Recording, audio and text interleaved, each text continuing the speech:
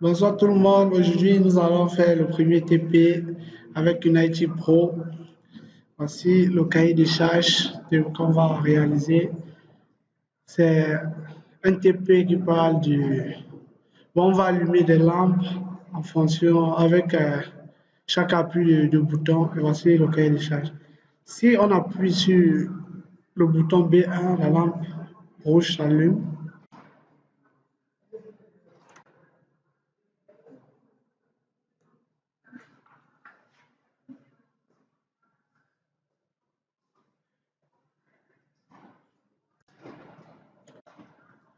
Si on appuie sur le bouton B1, la lampe rouge s'allume. Si on appuie sur le bouton B2, la lampe 2 s'allume et la lampe 1 s'éteint.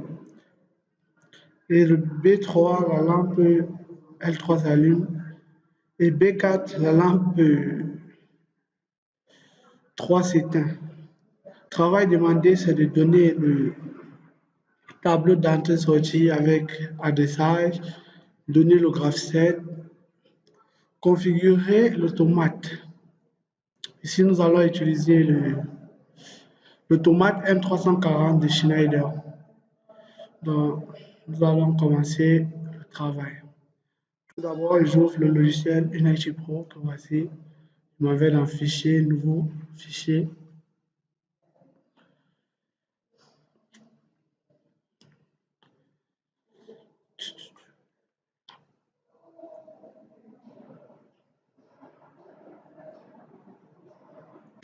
On va choisir l'automate que nous avons ici, le 340-2020. Le voici ici. Double-clic dessus.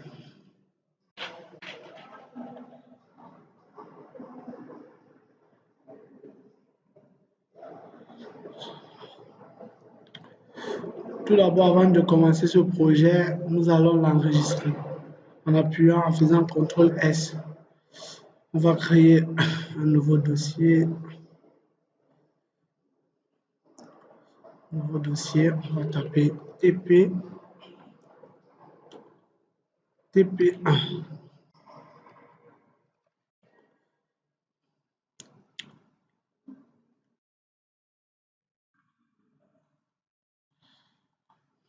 TP. D'accord. Maintenant, on va passer à la configuration. Comme dans le cahier de charges défini ici, nous constatons que nous avons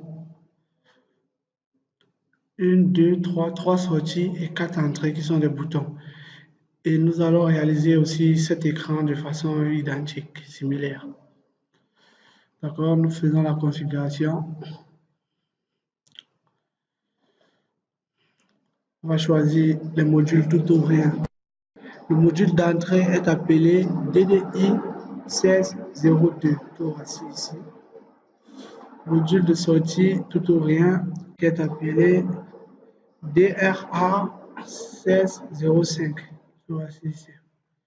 Après ça, nous allons déclarer les entrées-sorties. Comme suivant. Je clique sur pourcentage I pour dire que c'est le bloc des entrées. Et là, je mets la grille à jour. Comme entrée, nous avons des boutons pour soit B1, B2, B3 et B4. Nous voyons que toutes ces entrées sont configurées aux adresses pourcentage I010 pour B1 et ainsi de suite jusqu'à pourcentage I0.1.3 pour B4. Donc, dès que je finis, je le fais. Je m'en vais configurer les sorties maintenant. On a 3 lampes. Ici, je fais pourcentage Q. Je mets à jour la grille. On va mettre L1, L2, L3. Dès que je finis, je peux fermer. Là, j'ai résolu la première question, les adressages. Maintenant, on va passer au graph7 de fonctionnement. Comment faire un graph7 avec une IG Pro? Je peux fermer la page de configuration Je viens à Tâche, Max, Session. Je clique droit, Nouvelle session. Ici, je vais mettre le nom de ce que je veux, ce graph que je veux faire. Et ici, je choisis SFC pour dire langage graph. Je mets d'accord.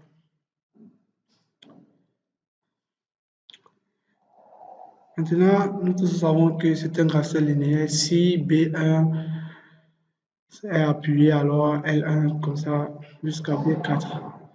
Donc, on va vérifier le nombre d'étapes ensemble. On aura l'étape initiale, la première étape, la deuxième, la troisième étape. Donc, on aura 3 étapes. Directement ici, je vois des symboles graph. Je peux choisir un bloc directement et j'ai besoin de 4 étapes, je pense.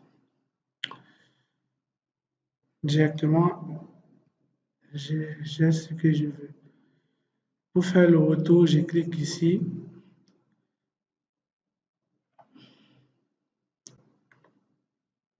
Je clique là et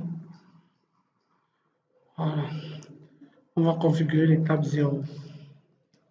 Ça, c'est le nom de l'étape. Je vais mettre X0 et je mets étape initiale. OK. Ça, c'est l'étape 1.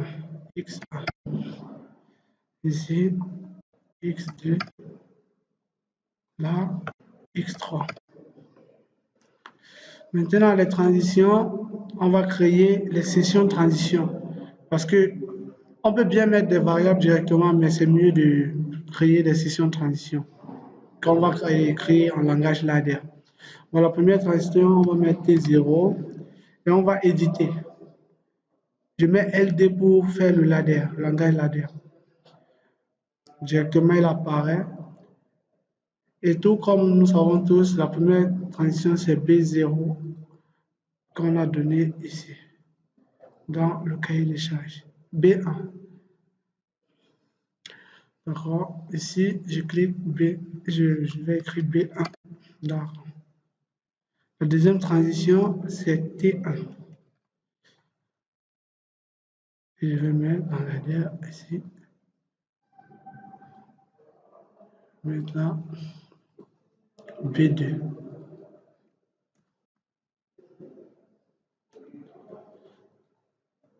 Ensuite, B3. T2. J'édite.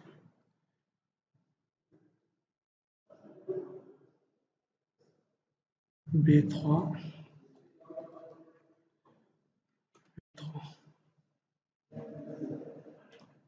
Là, T3. Édite.